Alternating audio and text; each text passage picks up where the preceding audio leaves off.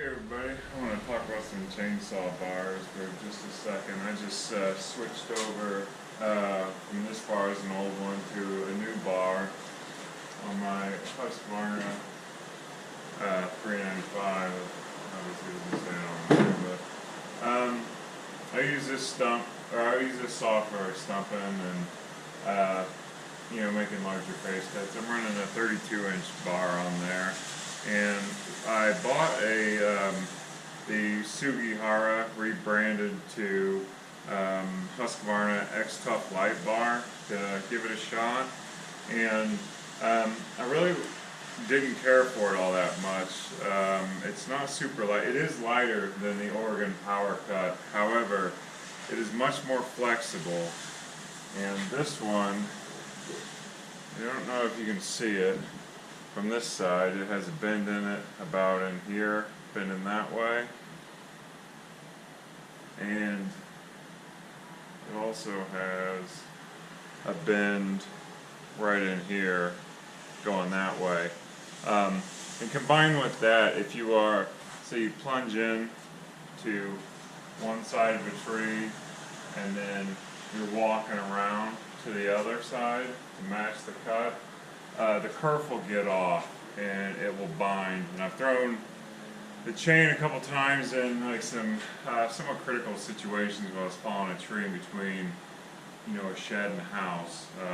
It was all controlled, and I had it set up on a good hinge and wedges, so it wasn't like an emergency. But I like things to go smoother when I'm doing that. Another thing about this bar is, and I'll show you the differences on that one.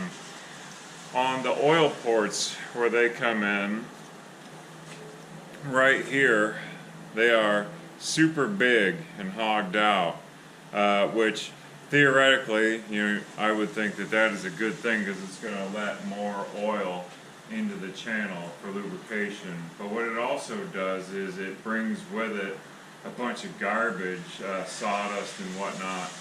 And it plugs the bar rails pretty fast, and then you have no lubrication. And that's something I saw pretty consistently throughout the use of this. And now that I've bent it in a couple different ways, I went ahead and retired it. I'm glad I did. But another thing that I noticed with the Husqvarna X-Tough Light or Sugihara bar is that the bar rails themselves are really, really hard, and if you wear them somewhat unevenly, they are hard to dress back to being 90 degrees, so something to think about.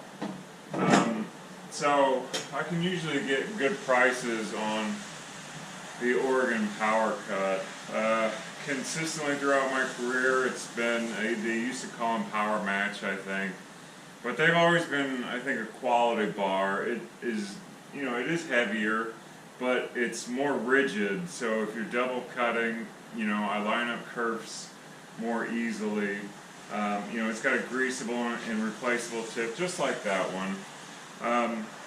But the bar rails, they are hard, but they are soft enough that I can file them and dress them. And what I use is the furred bar dressing tool. So essentially you can set it up both ways and do the tops to square off the rails, and then you do it on the side to take off the burrs. So if you'll notice on the power head side, this has been used. I didn't clean it off specifically so you could see this. And if you'll notice, the oil port on this is significantly smaller than it is on the Sugihara or Husqvarna X-Tough Light. And this seems to oil just fine, and it's not all full of debris. So it doesn't fill up and it keeps oiling. They're also relatively affordable. I've not messed with any of the super cheap bars, so I don't know much about them. But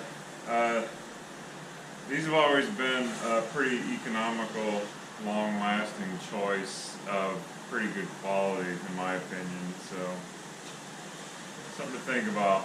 Have a great day.